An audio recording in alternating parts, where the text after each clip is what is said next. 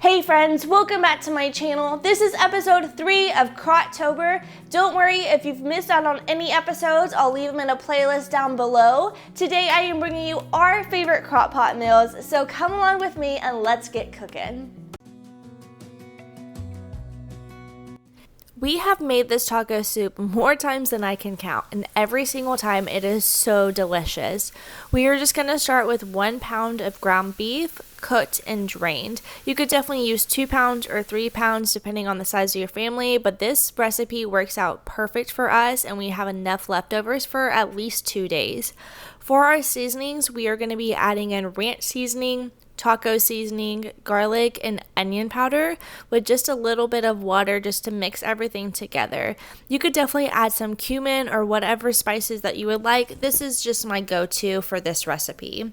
For our canned items, we are going to be using 1 can of beef broth, hot tail, chili kidney beans, corn, and black beans.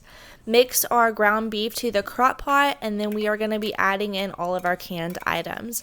Now for the chili beans, I like the Bush's chili beans. I have tried a different chili bean before, and for some reason it just did not work out as well as these chili beans do. So if you can find the Bush's chili beans, that is what I would recommend.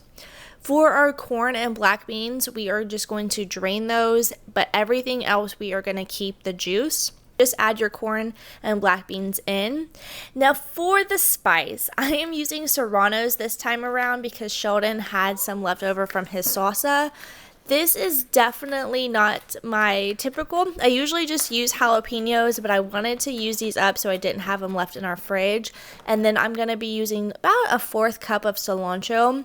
So just add everything into your crock pot and then add in a little bit of salt, pepper, and the rest of the seasonings that we used earlier and give this a good stir. I cooked mine on high for 2 hours. If I did have some more time, I would have definitely let this sit for like 3 or 4 hours. You're just wanting to let your peppers get softened and everything to be well combined.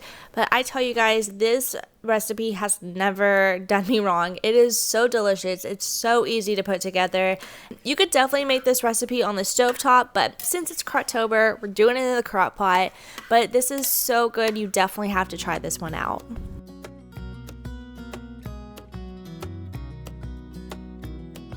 This pesto chicken is a newer one to us.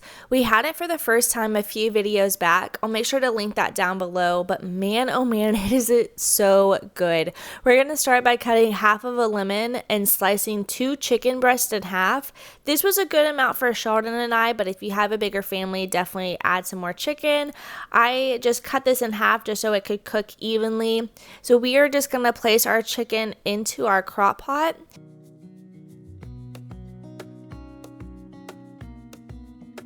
For our seasonings, I'm going in with lemon pepper, Italian seasoning, and salt. I'm not going to add any more pepper since I used the lemon pepper this time, and just squeeze in the juice of 1 lemon. Now, last time I made this, I did use cold pesto, and it did not smooth out, so I'm definitely making sure to use warm pesto this time. You just want to make sure that your chicken breasts are completely covered. Then we are going to go in with about 3 tablespoons of butter. We are going to cook this on low for 5 to 6 hours, and once your chicken is done cooking, we're just going to shred it with 2 forks and pour over 1 box of your favorite cooked pasta. I'm just using the spiral pasta. Last time I think I used elbow macaroni, and sprinkle in some Parmesan and mozzarella, and we are just going to cook this for an additional 15 minutes. Pesto and lemon is just perfect together. It is so cheesy. It is definitely a crowd favorite around here.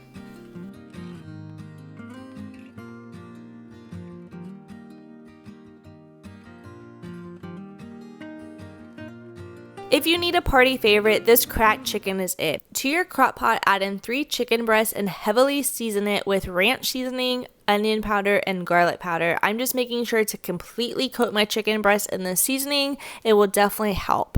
I'm using 16 ounces of cream cheese that I'm going to go ahead and dice up because I think it's going to help it melt better.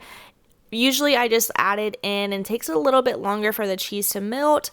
So just place 8 ounces of the cream cheese on top of your chicken breast, and then we are going to pour in 1 cup of cheddar cheese and add in the other 8 ounces of cream cheese, and we are going to cook this on high for 3 to 4 hours. While that is cooking, I just cooked up a little bit of bacon, however much you would like to have.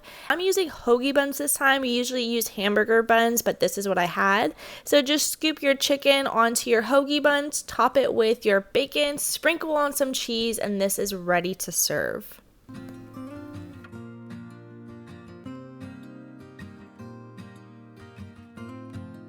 A little bonus recipe is this jalapeno cream corn that I talked about in episode 2. To our mini crock pot, add in 1 can of drained corn, half a cup of butter, and 8 ounces of milk. Again, I'm using 8 ounces of cream cheese that I'm going to cut up.